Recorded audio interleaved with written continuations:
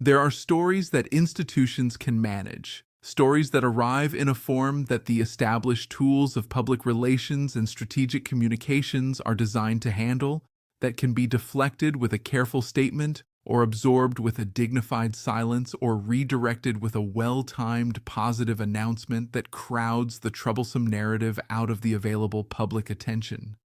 Powerful institutions become skilled at identifying these stories and dealing with them before they reach a scale that requires anything more than routine management. And then there are stories that cannot be managed, stories that arrive with a force and a breadth and a human weight that overwhelm the usual containment mechanisms, that cannot be deflected or absorbed or redirected because they touch something too fundamental, too real, too widely felt to be processed through the normal institutional machinery. The British royal family has encountered both kinds of stories throughout its history, and the contrast between how it handles each kind reveals more about the institution than almost anything else you could study. The story that the palace could not ignore did not begin inside the palace. That is the first and perhaps most important thing to understand about it.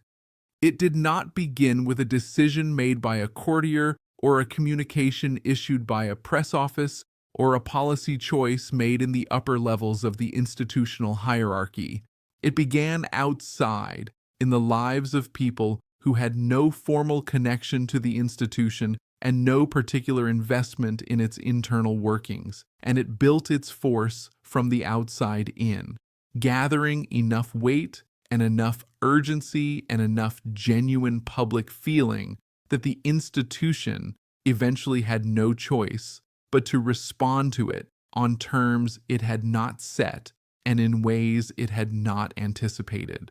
This is the shape of the stories that change institutions, and understanding how this particular story moved from the outside to the inside, from the margins of public consciousness to the very center of what the palace had to address, requires going back to where it actually started. It started, as so many of the most consequential stories about the royal family do, with Diana. Not with Diana as an individual necessarily, though her individual story is inseparable from everything that follows, but with the set of questions her life and death put into circulation that the institution never properly answered and never properly put to rest. The questions about how the palace treats vulnerable people in its care. The questions about what happens when the institutional interest in maintaining a particular public image conflicts with the human interest of someone inside the institution who is suffering. The questions about accountability and about whose well-being the institution ultimately prioritizes when it is forced to choose. These questions were raised loudly and urgently in the aftermath of Diana's death in 1997. And then, as the immediate emotional intensity of that period faded, they were filed away rather than resolved. The institution breathed a collective sigh of relief when the public's grief eventually moved through its most acute phase, when the flowers outside the palaces stopped being replenished and the conversation moved on to other things. The questions remained. They were just no longer being asked loudly enough to require answers. They began to be asked loudly again when Harry and Meghan's story reached its most public and most dramatic phase. And the specific form in which they were asked, the specific evidence that was offered for the claim that the institution had failed another vulnerable person in its care in ways that echoed the failure of a generation earlier, was what transformed what might have been a manageable public relations challenge into something the palace genuinely could not ignore. Because this time, the person raising the questions was not a journalist or a biographer or a campaigner with an obvious institutional agenda. It was a member of the family itself, a prince who had grown up inside the institution and who was speaking from direct personal experience about what he had witnessed and what he had been unable to prevent.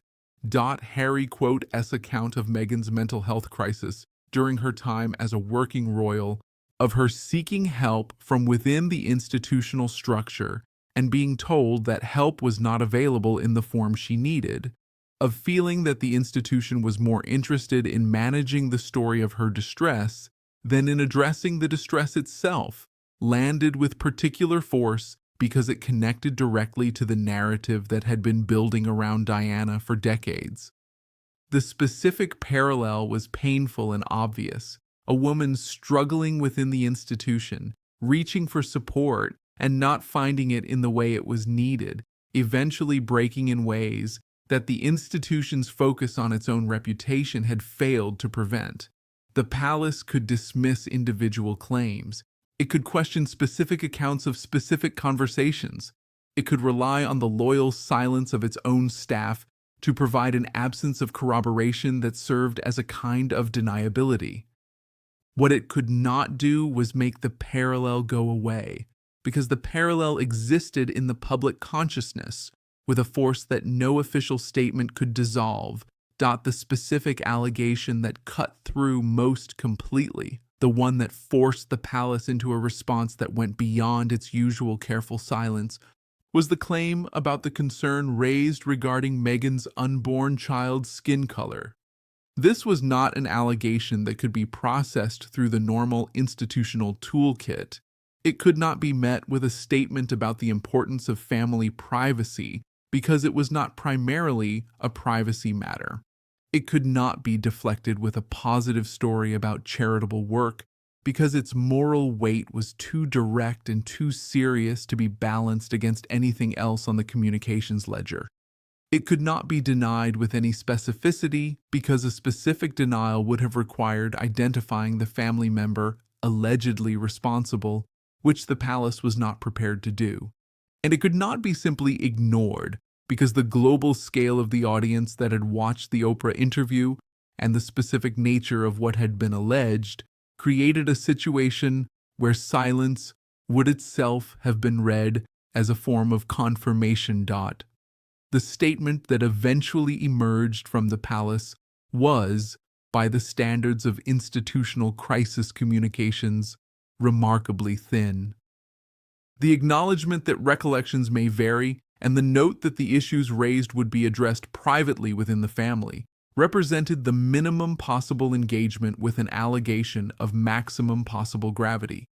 The statement was mocked almost universally, not because people expected the palace to conduct a full public inquiry into its own internal culture on the basis of a television interview, but because the gap between the scale of what had been alleged and the scale of what had been offered in response was so vast as to suggest that the institution either did not understand what was being asked of it or understood perfectly well and had decided that the risk of saying more was greater than the cost of saying almost nothing.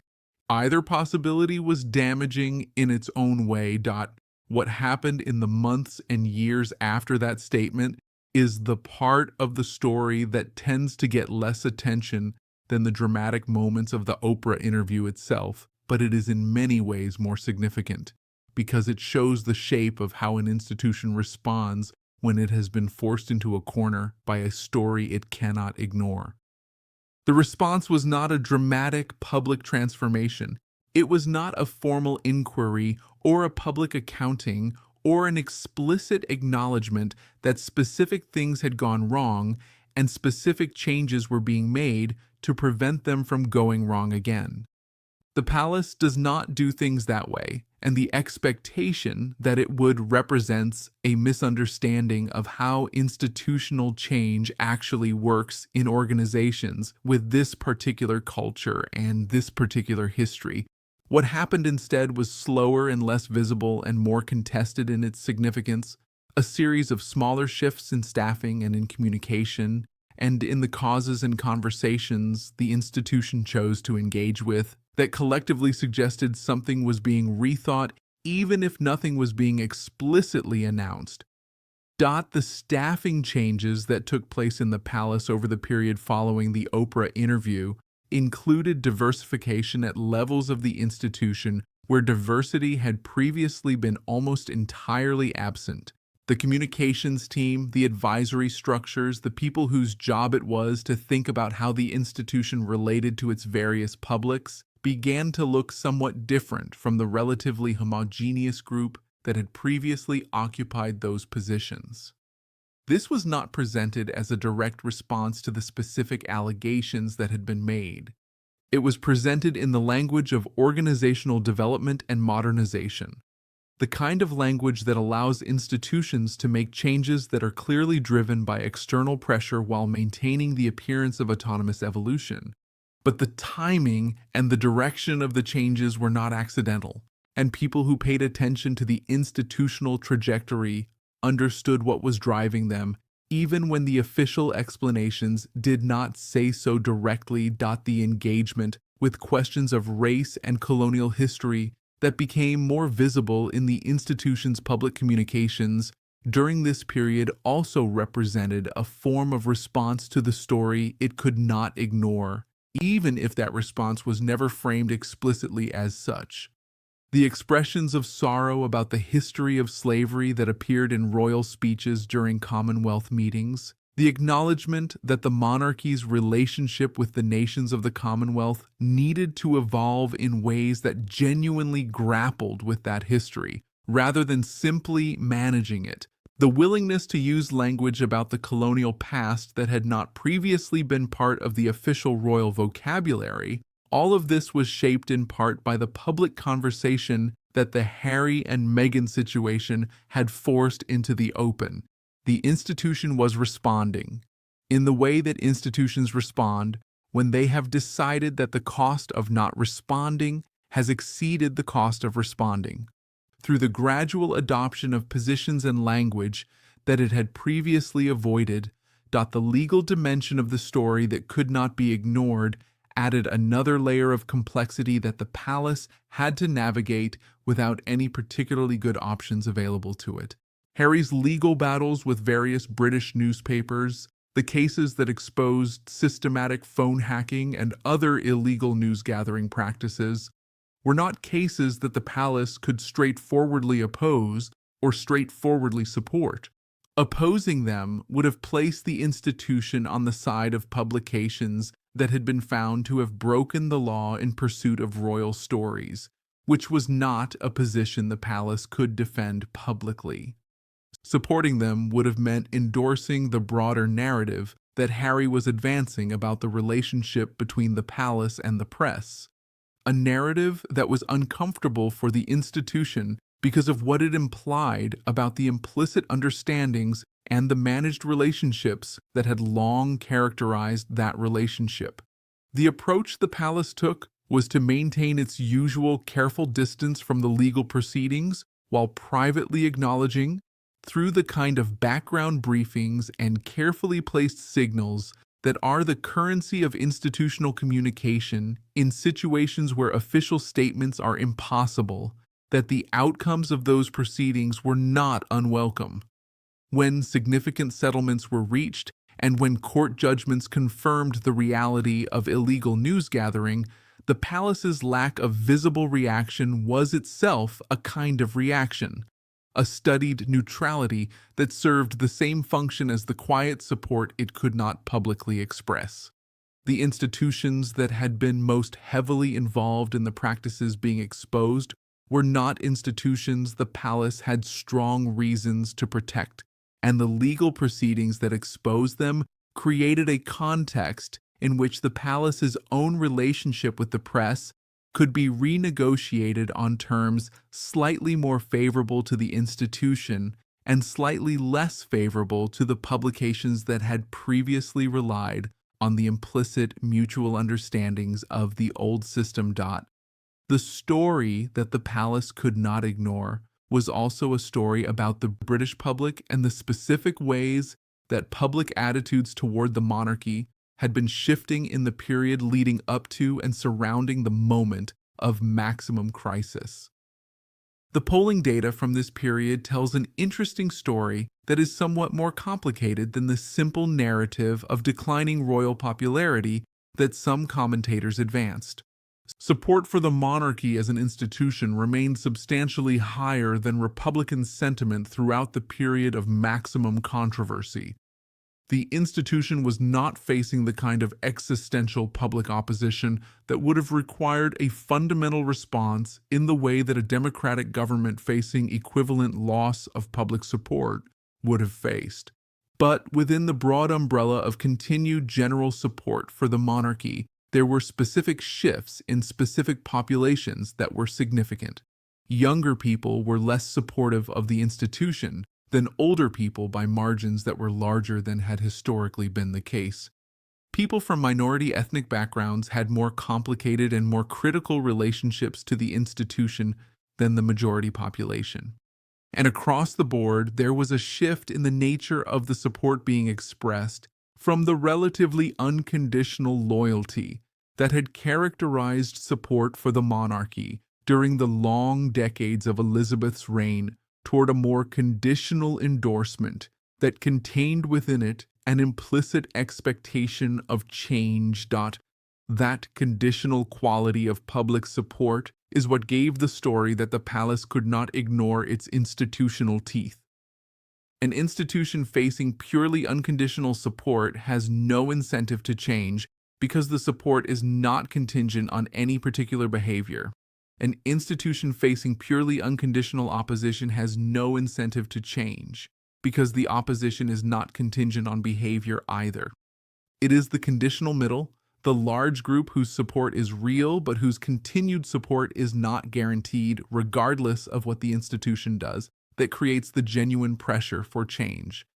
And the palace's assessment of where that conditional middle stood after the Oprah interview and everything that followed was clearly that the cost of continued inaction was higher than the cost of the kind of incremental but genuine movement that would demonstrate some responsiveness to the questions that had been raised. The Commonwealth dimension of the story that could not be ignored deserves particular attention because it was in some ways the most structurally significant and the least discussed in the popular coverage of the situation. The allegation about concern for the skin color of Meghan's unborn child was heard in very different ways in very different parts of the world, and the hearing that it received in Caribbean nations and in African nations and in other parts of the Commonwealth with direct historical connections to the British Empire was particularly charged.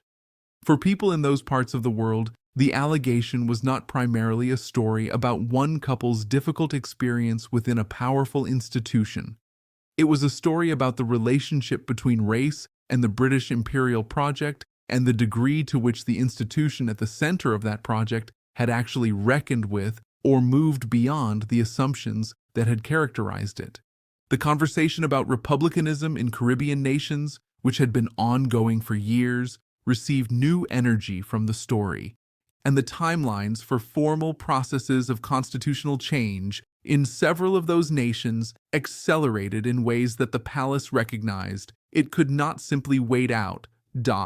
The response to this specific dimension of the story has been among the most substantive and most visible of the institutional shifts that have followed the period of maximum crisis.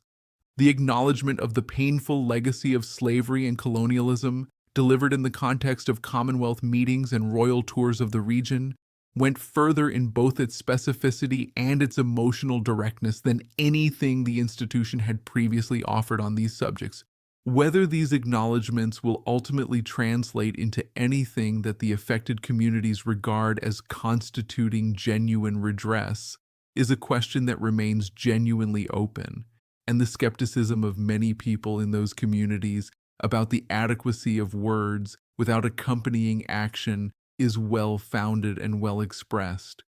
But the words themselves represented a departure from the institutional silence that had previously characterized the monarchy's engagement with this history,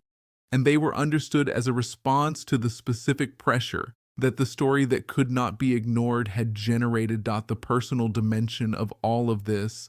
the human reality that sits beneath the institutional analysis, is worth dwelling on because it is easy to lose sight of in the abstraction of talking about institutional responses and communication strategies and public opinion polling.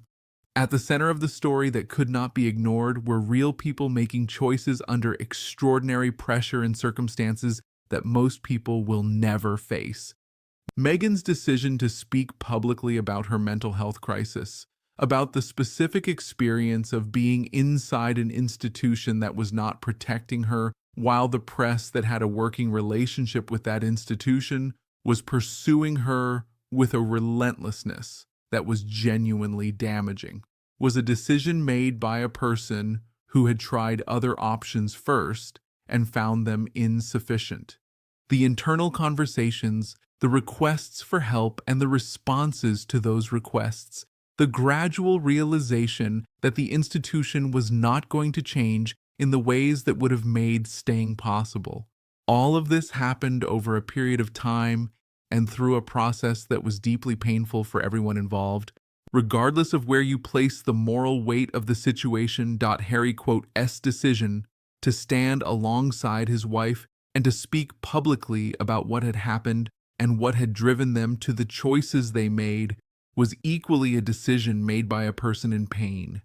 navigating the almost impossible combination of loyalty to a family and loyalty to a spouse and loyalty to his own understanding of what had gone wrong and what needed to be said about it. The criticism that his decision to speak publicly represented a betrayal of royal obligations and family trust is a serious criticism that deserves to be taken seriously.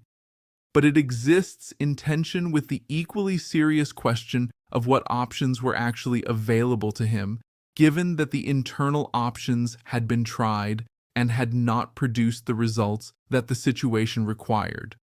The story could not be ignored partly because the person telling it had the platform and the proximity and the personal authority to make ignoring it genuinely impossible, and partly because the story he was telling connected with the experiences and the concerns of a very large number of people who recognized in it something of their own understanding of how powerful institutions treat the people within them. The aftermath of the story that could not be ignored is still being written. The institutional changes that it has driven are real but incomplete. The family relationships it has damaged are unresolved but not necessarily permanently beyond repair. The public conversation it has forced about race and about institutional culture and about the treatment of vulnerable people within powerful organizations is ongoing and productive even when it is uncomfortable. The specific questions it has raised about the monarchy's fitness for its role in a diverse and demanding contemporary world have not been definitively answered, but are being engaged with more honestly and more seriously than they were before the story made ignoring them impossible. What the story has ultimately revealed about the palace is something that students of institutions could have predicted from first principles, but that required the specific force of this specific story to make fully visible to a global audience. It revealed that the institution's instinct, when faced with a story that touches the most sensitive dimensions of its own culture and its own history, is to manage rather than to address, to contain rather than to confront, and to change only when the cost of not changing has clearly exceeded the cost of changing. This is not a condemnation of the institution in isolation. It is a description of how almost all large and powerful institutions behave when their fundamental assumptions and practices are challenged. The British monarchy is not uniquely resistant to change or uniquely prone to protecting itself at the cost of the individuals inside it. But it is an unusually visible example of these universal institutional tendencies, and the story that it could not ignore gave the world an unusually clear view of those tendencies in action. The palace will face other stories in the years ahead that test its capacity and its willingness to respond to external pressure for genuine change.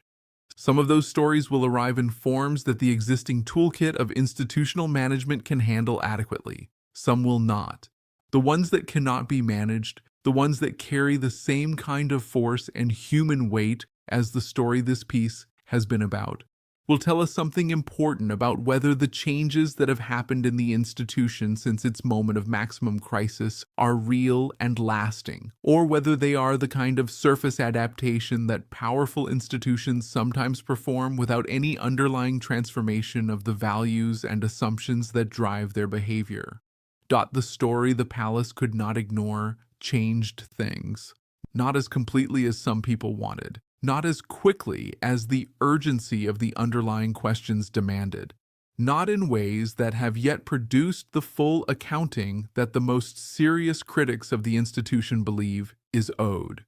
But it changed things, and in the long and complicated history of one of the world's oldest and most watched institutions, that is not nothing. It is, in fact, the beginning of something whose full shape we will not see for years, but whose starting point was the moment when a story arrived that was too big, too real, too human, and too widely felt to be managed, deflected, or ignored.